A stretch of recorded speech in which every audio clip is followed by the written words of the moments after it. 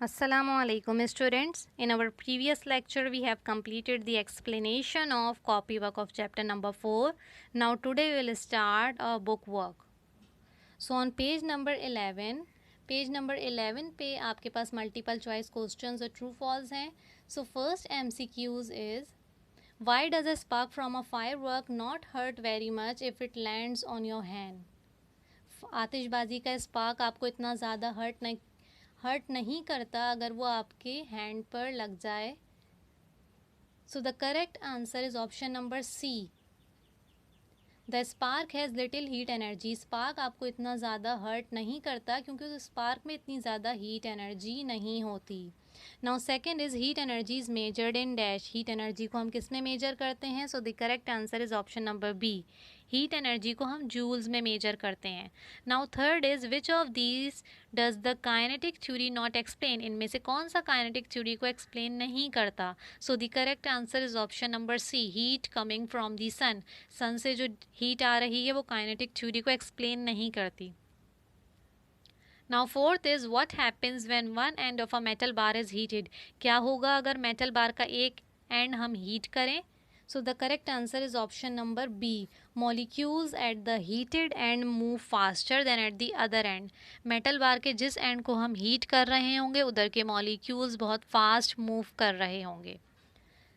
Now fifth is, what is the name of the continuous circulating stream of water set up inside a kettle when it is heated? जब kettle के अंदर water जो मौजूद होता है उसको जब हम हीट करते हैं तो उसके अंदर एक कंटिन्यूस सर्कुलेटिंग स्ट्रीम डेवलप हो जाती है. उसको हम क्या कहते हैं? So it is called convection current. हम इसको कॉन्वेक्शन करंट कहते हैं. So the correct answer is option number D. After that, true or false? So first is, you can still burn your tongue on a cup of tea even though it may not be very hot.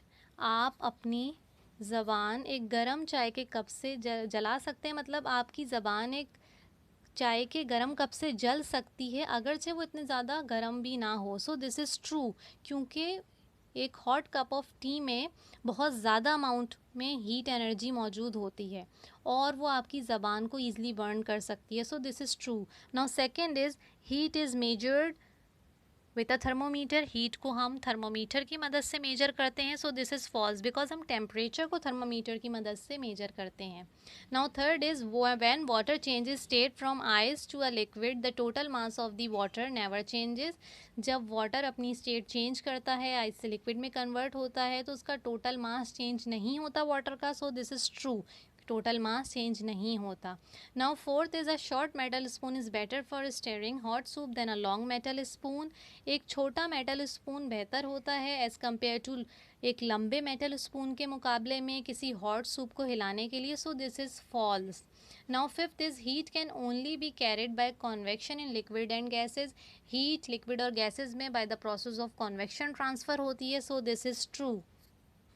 इसके बाद हम work book exercise की तरफ बढ़ते हैं जिसमें सबसे पहले पेज नंबर 2 पे आपके पास ट्रू और फॉल्स हैं. सो फर्स्ट ट्रू और false is, the coldest part of a fridge is at the bottom.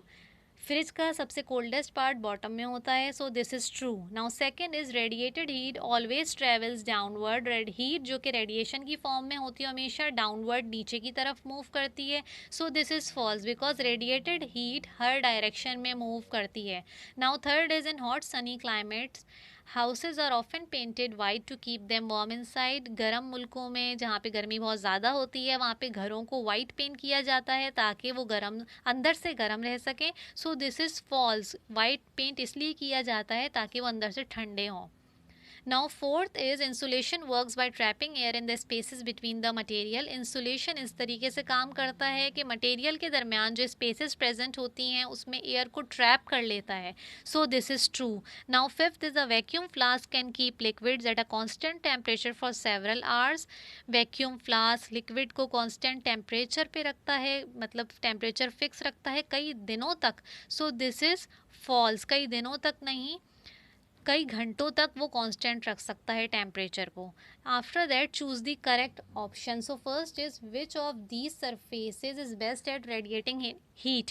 इनमें से कौन सी सरफेस अच्छी है हीट को इमिट करने के लिए? सो the correct Answer is option number A, that is black. Now second is which of these surfaces is best at absorbing heat. इनमें से कौन सी सरफेस अच्छी है, कौन सी सरफेस हीट को एब्जॉर्ब करती है सबसे ज़्यादा. So the correct answer is option number A, that is black. Now third is a vacuum flask is able to keep a liquid cold, to keep a cold liquid cold because it, vacuum flask cold liquid को ठंडा रख सकता है क्योंकि it decreases the rate at which heat flows into the liquid, क्योंकि वो बाहर से आने वाली हीट के फ्लो को रिड्यूस कर देता है, डिक्रीज कर देता है. Now fourth is plants grow better in a green house in early spring because plants green house में बहुत अच्छे ग्रो करते हैं क्योंकि heat from the sun warms the inside of the green house, क्योंकि जो सन की जो हीट है वो ग्रीन हाउस के इनर साइड को, इनर एनवायरनमेंट को गर्म रखती है. Now fifth is in a dry weather the water in अ पडल सोन डिसअपेयर्स बिकॉज, खुश्क मौसम में पडल में जो वाटर मौजूद होता है वो डिसअपेयर हो जाता है, गायब हो जाता है क्योंकि it evaporates into the air, क्योंकि वो हवा में एवोपरेट हो जाता है. सो the correct answer is option number A. After that on page number 4, page number 4 पे आपके पास मैच द कॉलम है. आपने क्या करना है, draw a line between the word and it's description. आपने इन वर्ड और इनके डिस्क्रिप्शन के दरमियान लाइन ड्रॉ करनी है. सो फर्स्ट वर्ड हमारे पास क्या है, मेल्टिंग. मेल्टिंग को आप किससे मैच करेंगे, when a solid is warm the particles move faster until some break free and become the part of the liquid. मतलब जब आप सॉलिड को वार्म करते हैं, हीट प्रोवाइड करते हैं, तो उसके पार्टिकल्स फास्टर मूव करने लग जाते हैं और वो ब्रेक हो जाते हैं, फ्रीली ब्रेक हो जाते हैं और लिक्विड की शक्ल इख्तियार कर लेते हैं. Now second is evaporation. Evaporation को आप मैच करेंगे, when heat is applied to a liquid the particles move faster still at the surface, the faster particles break free to form a gas above it. Evaporation से क्या मुराद है, मतलब जब आप liquid को हीट प्रोवाइड करेंगे तो उसके पार्टिकल्स बहुत तेज़ी से फास्ट मूव करेंगे और वाटर की अपर सरफेस से क्या होता है कि पार्टिकल्स ब्रेक होना स्टार्ट हो जाते हैं और गैस की शक्ल इख्तियार कर लेते हैं. Now third is condensing. Condensing को आप मैच करेंगे, when heat energy is remove from a gas its temperature falls, the gas particles slow down and move close together, eventually they will come close enough to form a liquid. मतलब जब किसी gas में से heat energy remove होती है तो उसका temperature जो है वो फॉल होता है, गिरने लग जाता है और गैस के पार्टिकल्स की मूवमेंट स्लो हो जाती है और आपस में क्लोज हो जाते हैं. आखिरकार क्या होता है, वो इतने क्लोज हो जाते हैं और लिक्विड फॉर्म कर लेते हैं. Now fourth is freezing. Freezing को आप मैच करेंगे, as a liquid cools down it particles slow down, eventually they will start to form a framework which is typical of solid. Freezing से क्या मुराद है, जैसे ही लिक्विड कूल होता है तो उसके पार्टिकल्स की मूवमेंट स्लो हो जाती है और वो एक फ्रेमवर्क फॉर्म कर लेते हैं जिसको हम सॉलिड कहते हैं. Now last is mass is conserve. Mass is conserve को आप मैच करेंगे, in a change of state only the behaviour of the particles changes, the actual particles remain the same all the time. Mass is conserve से क्या मुराद है, मतलब कोई भी state अगर चेंज हो रही हो तो उस स्टेट के सिर्फ पार्टिकल्स के, उन पार्टिकल्स का बिहेवियर चेंज होता है, उन एक्चुअल पार्टिकल्स बिल्कुल सेम रहते हैं, उनका मास बिल्कुल सेम रहता है बिफोर और आफ्टर. इसको हम मासेस कंजर्व कहते हैं. After that on page number 5 यहाँ पे आपको कुछ सामान की पिक्चर शो की गई है जो आपके घरों में पाए जाते हैं.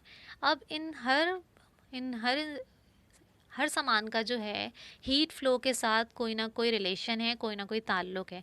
यहाँ नीचे आपको बॉक्स शो किया गया है. आपने क्या करना है, इन बॉक्स में पहला कॉलम क्या है, what is it made of, कि किस चीज़ से बना है, और दूसरा उसका फंक्शन क्या है. नेक्स्ट कॉलम में आप उसका फंक्शन लिखेंगे. जो भी यहाँ पे आपको सामान गिवन है आपने पहले उसकी फॉर्मेशन बतानी है, किस चीज़ से बना है, और फिर उसका फंक्शन बताना है.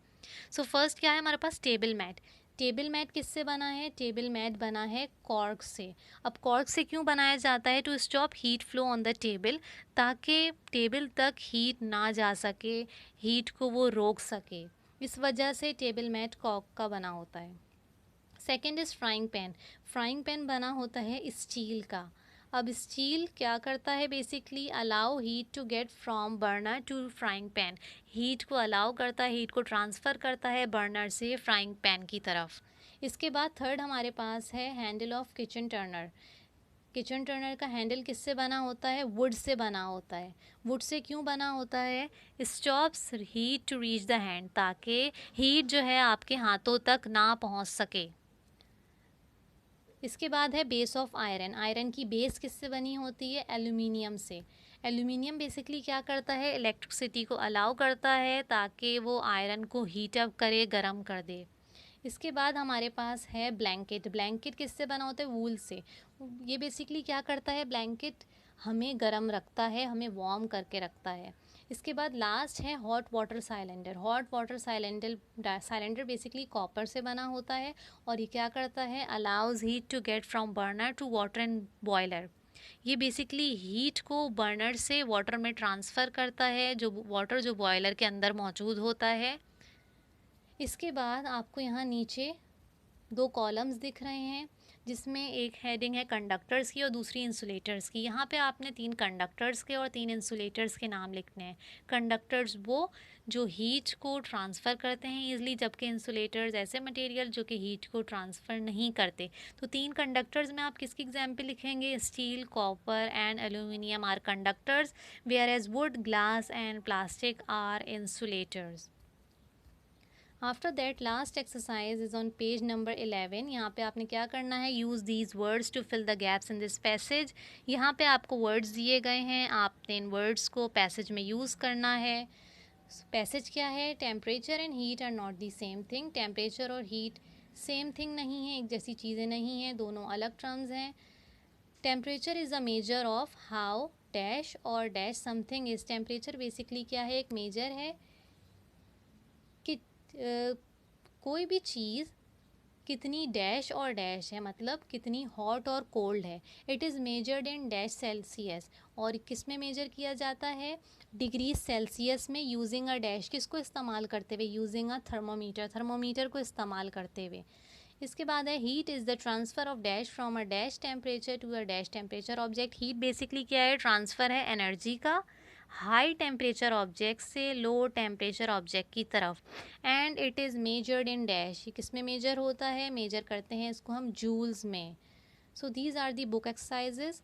Now in the next class we will start our new chapter. Thank you.